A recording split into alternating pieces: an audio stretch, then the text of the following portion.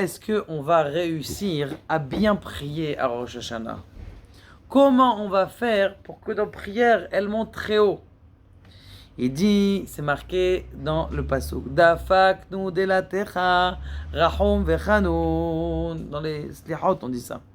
À Kadosh Baruch Hu, on a tapé à la porte, et puis après on répète, Rahum vechanun dafaknu delatecha.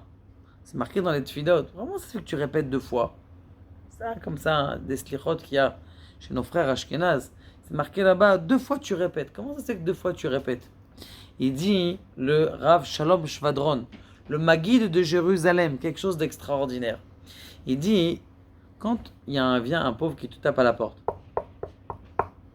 tu regardes dans l'œil de bœuf, tu regardes, et tu dis, bon, j'ai pas envie de lui donner, j'ai pas les nerfs, il va rester, il va rentrer chez moi. Bon, tu laisses, tu fais semblant qu'il n'y a personne, tu éteins la lumière, et tu rentres dans ta chambre. Et il va taper 1 minute, 2 minutes, ça y est, il va partir. Maintenant, quand il y en a un qui vient, il tape à l'heure, boum, boum, boum. Voilà, celui-là, il faut absolument que je le rentre, il doit avoir un problème. Boum, boum, boum, il tape à la porte. Qu'est-ce qu'il fait quand tu tapes à la porte? Celui-là, tu es obligé de l'ouvrir. Pourquoi tu es obligé de l'ouvrir? Il doit avoir un mehabel qui est en train de lui courir derrière, tu es obligé de le sauver. Et c'est vrai qu'il demande la tzedaka peut-être, mais là, il y a un mehabel qui doit lui courir derrière, vite, ouvre-lui la porte. Rentre-toi à la maison chez toi, c'est dangereux. C'est bidou comme ça. Avec ce feu-là, on doit prier à Rosh Hashanah. Il dit le Admour Minadvorna. Il est parti voir son chazan, vous savez, en général dans les synagogues qu'on a l'habitude en France, le Rav, c'est celui aussi qui fait le chazan. Mais à l'époque, il y avait le Admour et le chazan. Il lui dit, viens là, je vais t'apprendre les kavanot, les pensées profondes qu'on doit faire à Rosh Hashanah. Wow, le Rav veut m'apprendre les kavanot de la Kabbalah. Vite, vite, je veux me préparer, il est parti au mikvé. Il vient voir le Rav, l'Admour de Nadvorna. Il dit, Ken, l'Admour, qu'est-ce que vous avez besoin? Il lui dit, je vais t'apprendre les kavanot. L'essentiel que tu dois faire, c'est de crier au maximum. Et sache que si tu as peur d'avoir la voix cassée, n'aie pas peur, parce que j'ai un autre Chazan après toi. Maximum, si tu as la voix cassée, j'ai quelqu'un d'autre. Mais la kavana, c'est de prier à Kadosh Baruch Hu, Dafaknu de la terra. On est en train de taper à la porte. La Kadosh Baruch Hu, on sait qu'il n'y a que toi. Pourquoi est-ce qu'après tu vas taper à la porte du patron, en plein milieu de l'année? Mais Vakasha, faites-moi une augmentation. C'est maintenant l'augmentation qu'il faut demander. C'est pas au patron. Le patron, c'est un pion.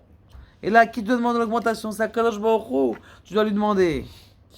Et il dit comme ça que comment est-ce que quelqu'un il doit se ressentir à Rosh Hashanah?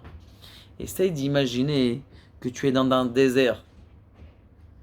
Dans un désert, pas un désert d'Israël. Vous savez, Baruch Hashem, Eretz Ayanot Utomot Yotzim Babikea Uvar. En Eretz Israël, tu peux être en plein milieu du sud. Allez en plein milieu du sud, où il y a là-bas Bereshit. Descendez en bas de la montagne, vous allez trouver en plein milieu du désert une source d'eau. Un miracle. Miracle, en plein milieu du désert. Vous allez dans le Sahara. Vous imaginez que vous êtes en plein milieu de la Tfilat Shaharit, vous étudiez le chauffard, vous êtes en plein milieu du Sahara, Midbar Sahara, et vous avez chaud. Dans le Midbar Sahara, il n'y a pas des Marianot ou Tuhomot. Là, en ce moment, ils sont en train de faire des milliards, ils ont mis pour faire un conduit qui va abreuver tout le Sahara. Vous savez, vous êtes au courant? Des milliards, plus que le canal de Suez.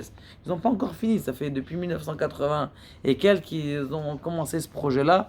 Toute l'Afrique, ils se sont mis à faire un... Ils n'ont pas d'eau, les pauvres. L'eau, c'est la vie, c'est le début de...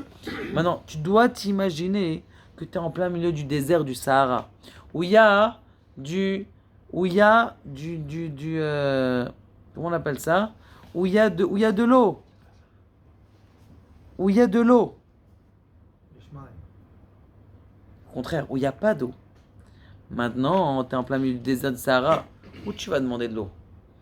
Il y a des passants, il n'y a pas de passants. C'est pas le soir, c'est rien du tout. Tu es en plein milieu du désert du Sahara. Comment tu vas demander de l'eau? Tu vas essayer, peut-être qu'il y a quelqu'un qui va t'écouter. Là, tu vas crier. Là aussi, en plein milieu de Rosh Hashanah, tu dois crier. Maintenant, il dit, le Admour, il y a un Admour qui dit comme ça, il dit, faut pas croire qu'il faut crier, aller dans la forêt et dire, oh! Ça, il faut savoir que Quelqu'un qui crie à Kadosh Baruch Hu, qui prie à Kadosh Baruch Hu, toutes ses forces, c'est important de le faire une fois dans sa vie. D'aller dans une forêt, d'aller crier à Kadosh Baruch Hu, prier de toutes ses forces, 70 colottes. C'est très important. Lorsque quelqu'un écrit, ça ouvre les portes tout de suite. Quand quelqu'un il prie, ça ouvre les portes. Mais ça prend du temps pour que ça se matérialise. Quelqu'un qui crie, ça ouvre les portes tout de suite. C'est sûr que tu vas le voir très prochainement ta réponse. Maintenant il dit, moi j'ai un grand klal. Yesh tsa'aka kol kar gadol. Il y a des fois un cri qui est tellement fort que personne ne peut l'écouter. C'est un cri qui est à l'intérieur de ton âme.